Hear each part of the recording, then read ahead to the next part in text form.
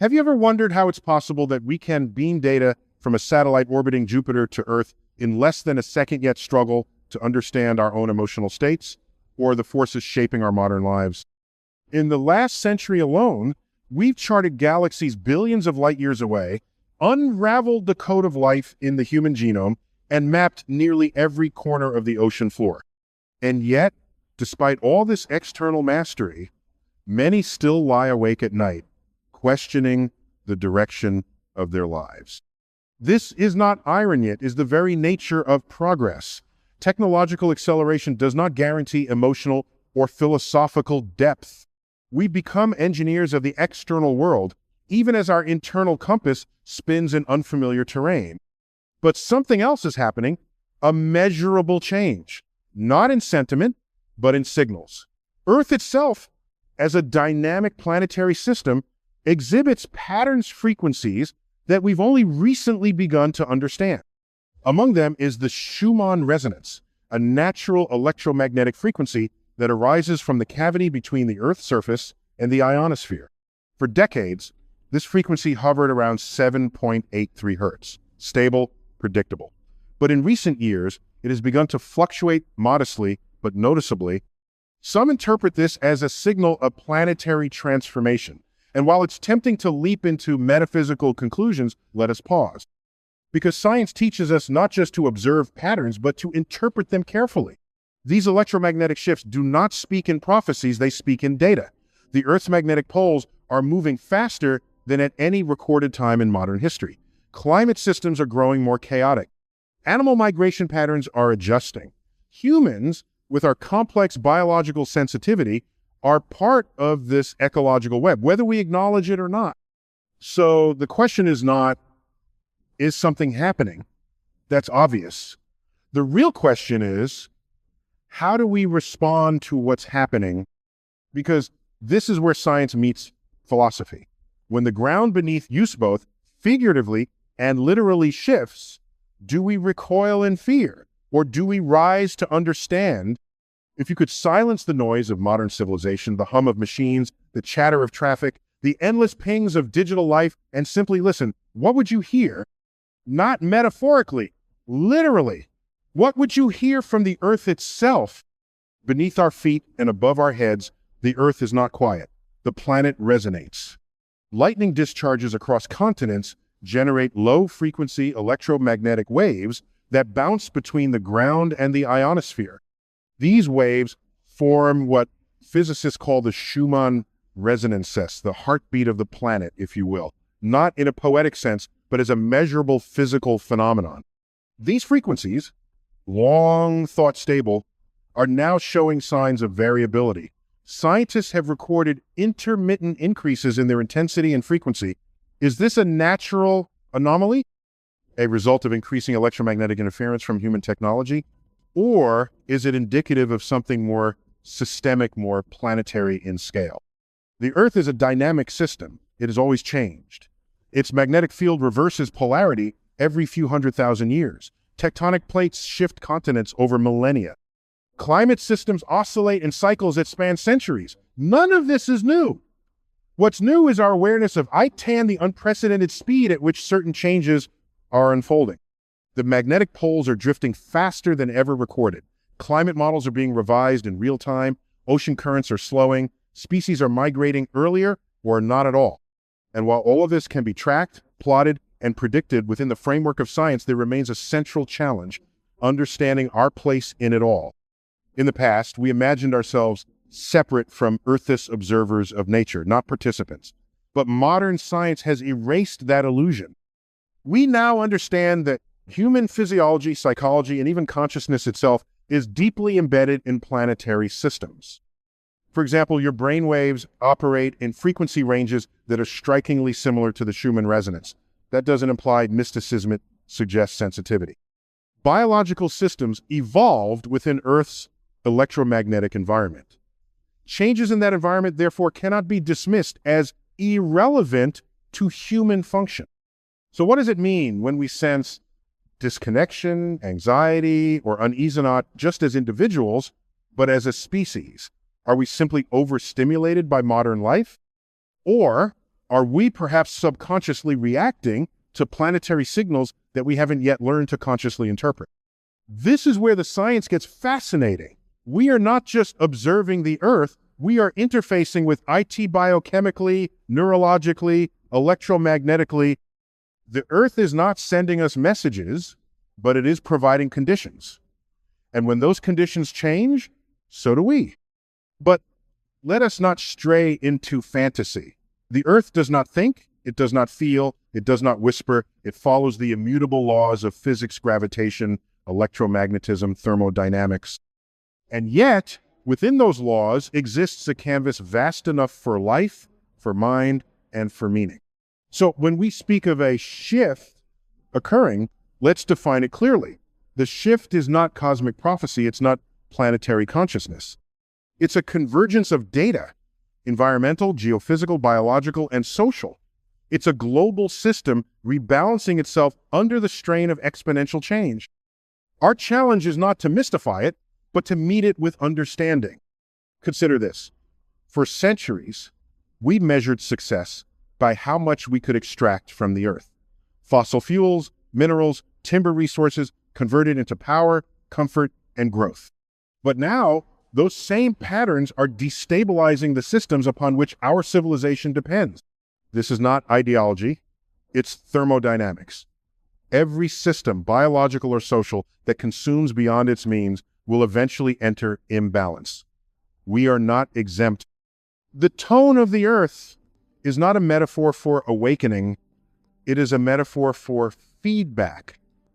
A global feedback loop. The biosphere, the hydrosphere, the atmosphere are all reacting, adjusting, recalibrating. Not to punish us, but because that is what systems do. And the more we resist acknowledging these signals, the further out of sync we become, not just with the Earth, but with each other. Here's where the cosmos puts it all in perspective. We orbit an average star in the outer arm of a spiral galaxy, one of over 2 trillion galaxies in the observable universe. And yet, within this vast expanse, this tiny pale blue dot, as Carl Sagan called it, is the only place we know so far where life exists. And here's the kicker. Earth is not static. It evolves, not only geologically, but also chemically and biologically. Life adapts to Earth, and Earth responds to life. The two are not separate. They are intertwined in what planetary scientists now call Earth system science. So perhaps the greatest shift is not in the Earth's tone, but in ours. A shift in how we listen, how we think, how we act not as conquerors of nature, but as part of its orchestra. The Earth does not need saving. It has survived asteroid impacts and supervolcanoes. What's at stake is user continuity, our flourishing, our ability to remain part of the planetary system we inherited. The shift is near not because it arrives like a storm, but because it has already begun in our climate, in our technologies, in our relationships, in our questions. The universe does not ask us to believe, it asks us to observe. It rewards curiosity, not complacency. And in this moment, more than any other in our species' history, the tone of Earth scientifically, environmentally, socially is changing. The real test is whether we can change with it, guided not by fear, but by understanding. Not to escape Earth, not to transcend humanity, but to become worthy stewards of this extraordinary planet we call home. Because the Earth is not calling us to awaken, it's calling us to understand, and through understanding to act. Let's now consider something less visible, but no less real, ourselves. In recent years, many individuals report subtle shifts in their internal experience. Heightened sensitivity to noise, an increasing desire for solitude, changes in sleep patterns, or even an inexplicable restlessness. These are not signs of global awakening, nor are they supernatural symptoms of Earth's so-called frequency shift. They are biological responses to a rapidly changing environment. Human beings evolved over hundreds of thousands of years in natural environments, open skies, stable circadian rhythms, communal bonds, seasonal cycles.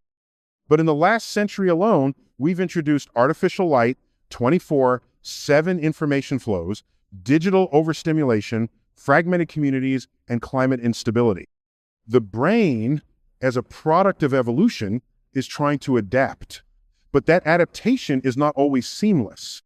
Disruptions in sleep, emotional volatility, attention fragmentation, these are neurological consequences of environments misaligned with our evolutionary design. Neuroscience tells us that the limbic system, which governs emotion, is highly responsive to environmental cues. Chronic exposure to stimuli like social media, polarized discourse, or ambient noise elevates baseline cortisol and disrupts the body's internal regulation systems. That's not metaphysical.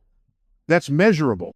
When people say they feel more emotional, more anxious, or more tuned in to their surroundings, what they may be experiencing is not resonance in the mystical sense, but neuroplasticity in action, the brain rewiring itself in response to new levels of sensory input. And it gets even more interesting. Studies in behavioral psychology suggest that empathy, or ability to feel what others feel, is not fixed. It fluctuates depending on environmental conditions, cultural stimuli, and collective stress. So if it seems like more people are feeling more intensely, crying more easily, or sensing emotional undercurrents in others, it may reflect a recalibration of emotional bandwidth, survival adaptation in an age of systemic complexity. In physics, resonance is the amplification of vibration when a system is exposed to a frequency that matches its natural frequency. In the human body, the heart produces an electromagnetic field measurable several feet away. Your nervous system is attuned to rhythms, light, sound, temperature, and even the nonverbal signals of other people. So when someone walks into a room and feels the tension, they aren't tapping into metaphysical insight. They're likely picking up on facial microexpressions, muscle tension, voice tone, and spatial dynamics. It's not magic, it's biology, and it's quite elegant.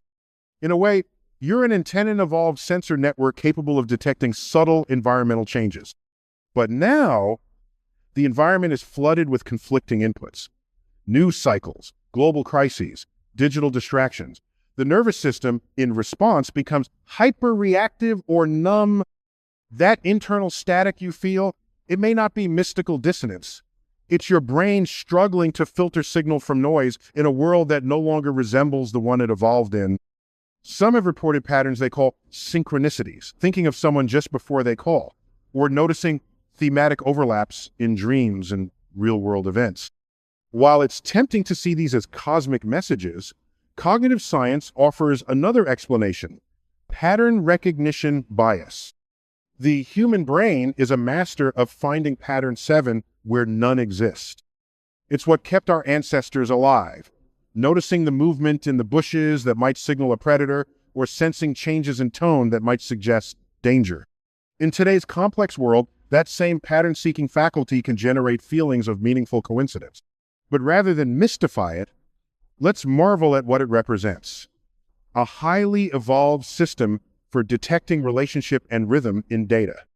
In fact, quantum mechanics, though often misused in spiritual discourse, teaches us something far more profound. Not that consciousness shapes reality, but that observation defines interaction. In this universe, relationship matters. Not because it's poetic, but because it's how particles, systems, and galaxies operate. So perhaps the most constructive response to this planetary shift is not to ask what the Earth is whispering to us, but to ask what science is revealing about ourselves. That we are deeply connected to our environment. That we are shaped by the information we consume. That our brains, hearts, and behaviors are constantly adapting to a world in flux. And that adaptation is not mysticism. It is biophysics. The real shift, then, is one of integration. Integrating environmental knowledge with personal responsibility, integrating emotional intelligence with scientific reasoning, integrating cosmic scale with daily choice. The Earth doesn't need us to spiritualize her resonance. She needs us to understand her systems. Because only through understanding can we act, not react with clarity. That is the calling of this moment. Not to escape into abstraction, but to engage with precision. Not to interpret change through superstition, but to measure it, study it, and respond with wisdom. Every generation imagines itself at the edge of transformation, but few possess the data to prove it. Today, we do. Atmospheric carbon levels higher than any time in the last 3 million years. Ocean temperatures breaking records. Global biodiversity collapsing at unprecedented rates. These are not warnings from prophets. They are measurements from instruments, subjective, repeatable, undeniable. And yet, there is hope not because we wish for it, but because we now understand how systems respond to pressure.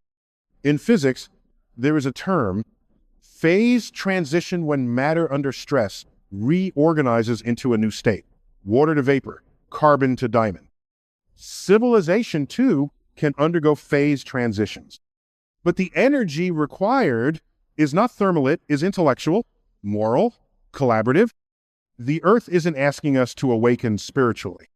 The Earth is telling us through her data, through her systems, through her feedback loops, the conditions have changed.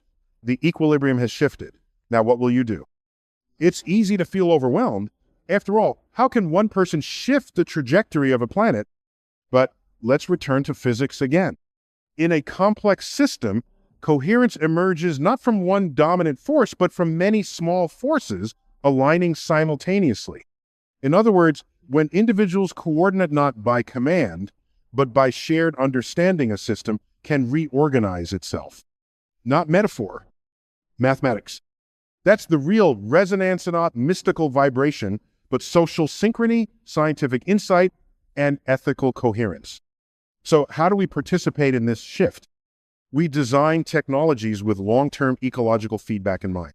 We make policy decisions informed by atmospheric chemistry, not polling cycles. We raise children to think beyond tribal lines toward planetary stewardship. Not because it's soft, not because it's spiritual, but because it's rational, because it's what the data, the science, and the survival equations all point to. It's time to redefine power not as dominance over nature, but as alignment with nature's principles. Time to redefine intelligence seno as abstract IQ, but as the capacity to integrate across disciplines. Physics, biology, sociology, ethics, and time to redefine progress not as acceleration, but as coherence when our systems, behaviors, and technologies harmonize with the Earth's capacity to sustain life. Some will ask, is this too idealistic? But what's truly naive believing a finite planet can absorb infinite extraction without consequence? Or choosing to use what we know, science, systems, theory, human cooperation, to course correct while we still can? Cynicism is not wisdom, it is surrender. The cosmos has no preference for human flourishing. It will continue star by star, galaxy by galaxy, regardless of what we do here.